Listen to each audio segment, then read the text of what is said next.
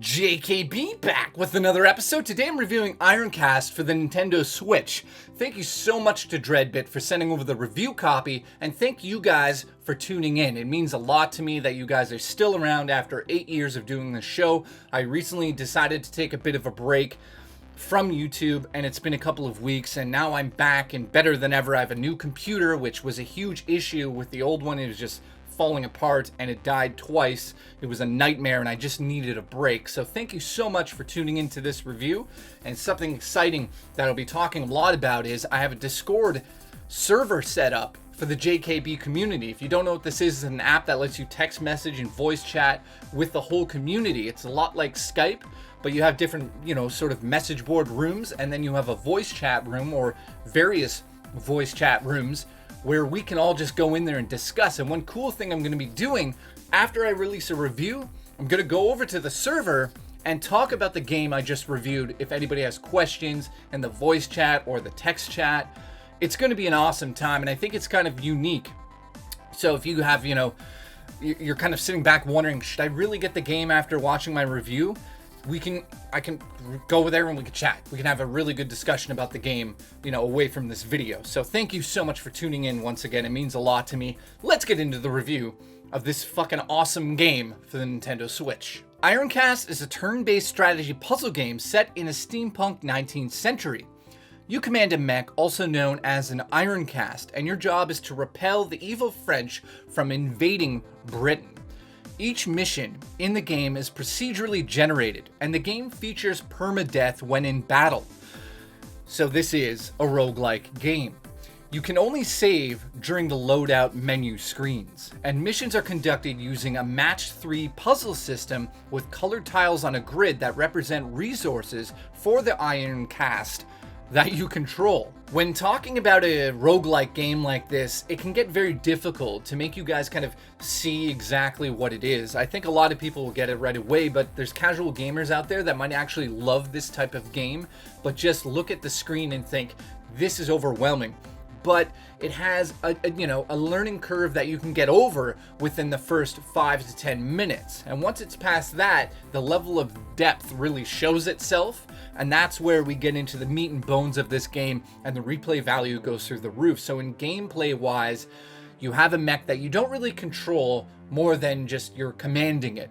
And commanding it is very difficult at times because you always have your mech on screen, and it is turn-based, which is a very good thing about the game. So you can control exactly what you want to do. You can pause the game and plan out your moves, but it's the depth really comes in there after about an hour of playing it. You start to understand, okay, there's weapon systems, there's a shield, there's the ability to walk.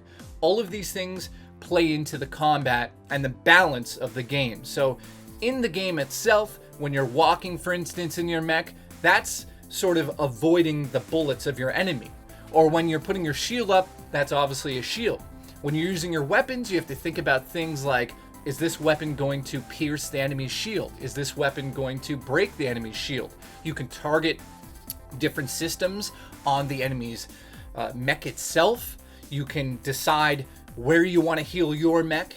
That's something, when you start this game up, you're just like, this is overwhelming. But once you get past all of that, it is an incredible experience, and especially on the go.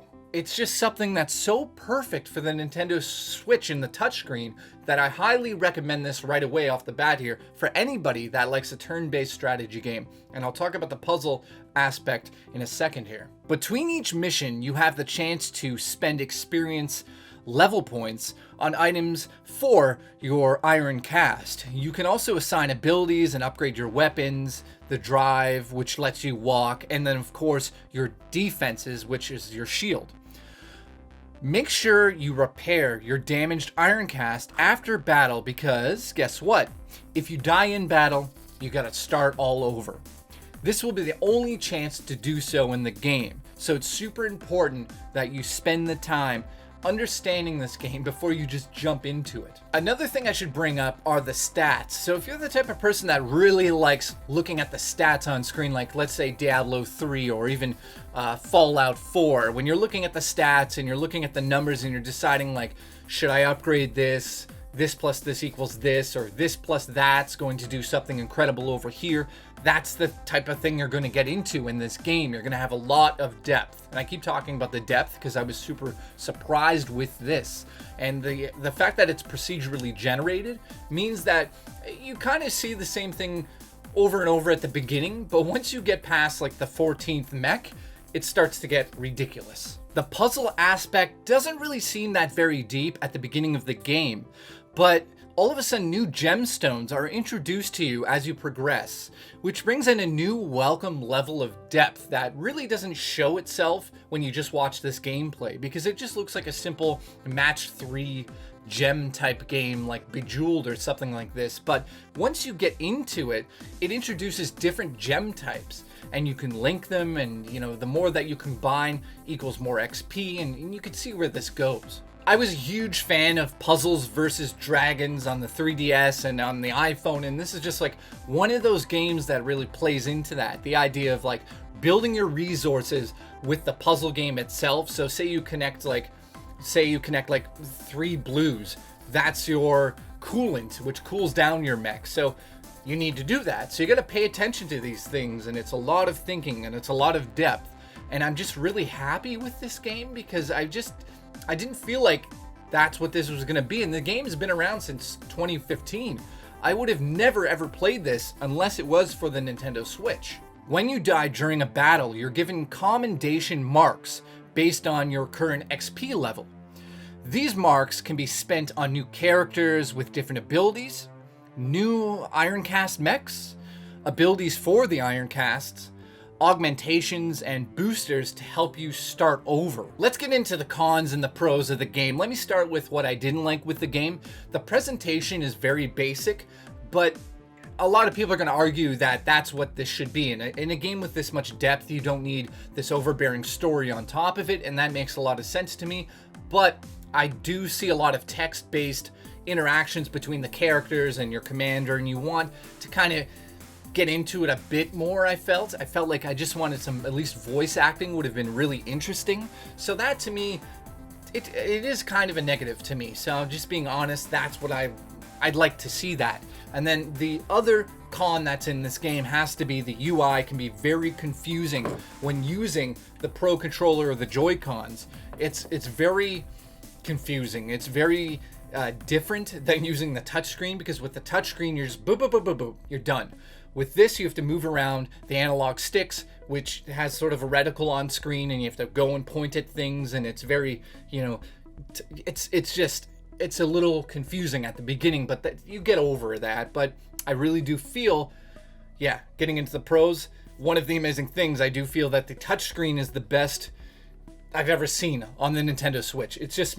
It's fucking amazing. The multi-touch screen finally gets shown off in this game, and it works like butter. It's the best.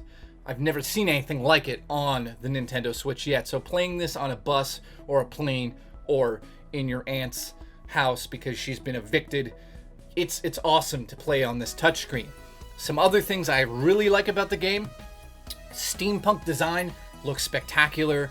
It's not going to blow your mind in terms of graphics, but again, it's not designed to do that. Very, very rewarding. This game really rewards you. Once you get deep into it and you understand it, you start to see, okay, I can level this up, I can add this ability, and this ability plus that level up is going to equal that.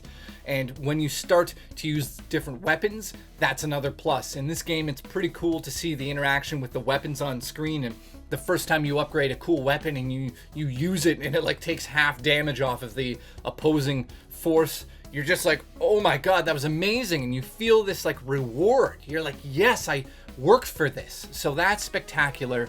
And in closing, the replay value is just spectacular. This is a game that I could easily drop hundreds of hours on, pick it up, and like I said, play it on the bus and just play it. I really love it. So I'm going to give this game a solid 8 out of 10. Dreadbit, they nailed it for the Nintendo Switch. So it's also available for everything else except Macintosh computers. I don't know why I said that. Macintosh, I grew up with it, but it's on PC, it's on Steam, it's on everything. So go check this game out wherever you can if you're into turn-based strategy games with the puzzle element. It really does work. And also, go join my server so we can chat about this. I'll be over there right now. I'm always going to be there. So if you need to talk about anything, we can do that over there.